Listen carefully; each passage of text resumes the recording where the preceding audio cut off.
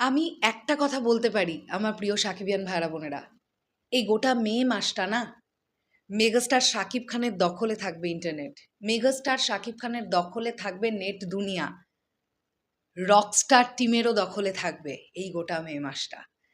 আমি আবারও একটা কথা বলি, এই বছর কুরবানি ঈদে অনেকগুলো সিনেমা হয়তো আসছে, তার হয়তো কিছু কিছু কন্টেন্টও আসছে, কিন্তু তোমরা সত্যি করে বলো তো, রকস্টার টিম যেভাবে নিজেদেরকে প্রমোট করছে, নিজেদের সিনেমাকে প্রমোট করছে, বাদবাকি সিনেমাগুলো কেন পারছে না?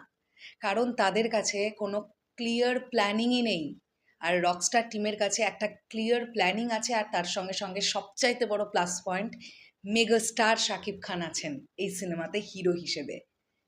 রকস্টার টিম প্রপারলি ব্যাপারটাকে ইউটিলাইজ করতে পারলো, যেটা এর আগে অনেক টিমই পারেনি, যে কারণের জন্য আমাদের একটা আক্ষেপের জায়গা ছিল। এবার আমি কেন বলছি গোটা মে মাসটা থাকবে মেগাস্টার শাকিব খানের হাতের মুঠোয় নেট দুনিয়াটা, সেটা নিয়ে কথা বলবো এই ভিডিওতে।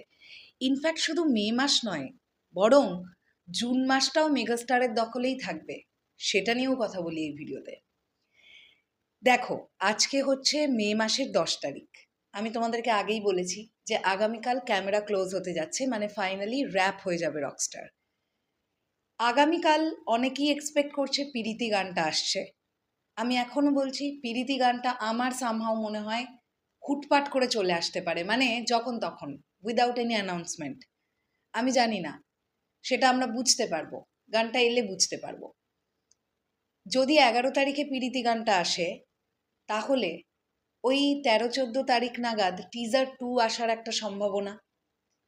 16 তারিখে আমাকে ভাসিয়ে দাও, আমাকে ওই পুড়িয়ে দাও যে গানটা ছিল, ওটা 16 তারিখে আসার ইঙ্গিত কিন্তু রকস্টার টিম টিজারের মধ্যেই দিয়েছিল।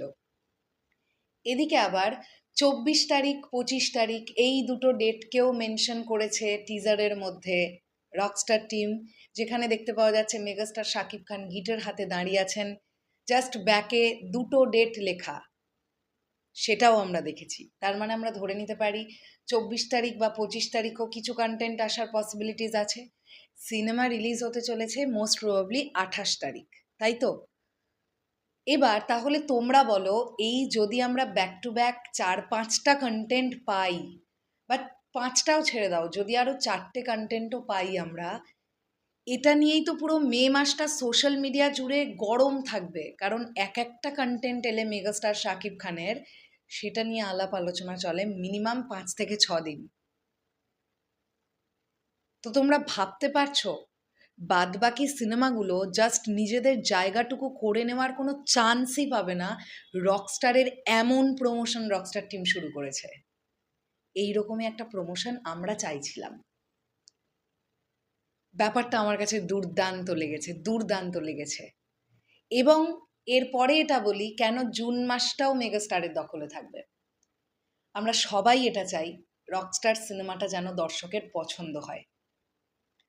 সাকিবিয়ানদের পছন্দ তো অবশ্যই প্রায়োরিটিফুল, এটাও ঠিক জেনারেল পাবলিকেরও পছন্দ হতে হবে। সকলের যদি পছন্দ হয়, তাহলে জুন মাস ভরে তো সিনেমাটা বিজনেস করবে। কারণ মে মাসের এন্ডে সিনেমাটা রিলিজ, ওই দুটো দিন আর চলো ধরছি না আমরা। জুন মাস গোটাটা ফাটিয়ে বক্স অফিস হবে।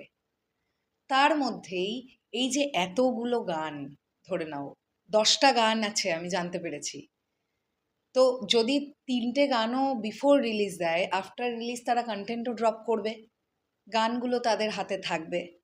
অ্যান্ড আফটার রিলিজ অনেক রকমের প্রমোশনাল কন্টেন্ট হয়, সেগুলো যদি তারা ড্রপ করতে পারে তাহলে তো খুবই ভালো। এছাড়াও ধরে নিচ্ছি আমি ওভারসিজ মার্কেটের যে রিলিজ, তার অ্যানাউন্সমেন্ট, তো এগুলো দিয়ে আপাতত আমরা বলতে পারি 2 মাস মেগাস্টার শাকিব খান ছাড়া ইন্টারনেটে আর কোনো কথা হবে না। আমি ঠিক বললাম কি ভুল বললাম সেটা তোমরা কমেন্ট করে জানাও।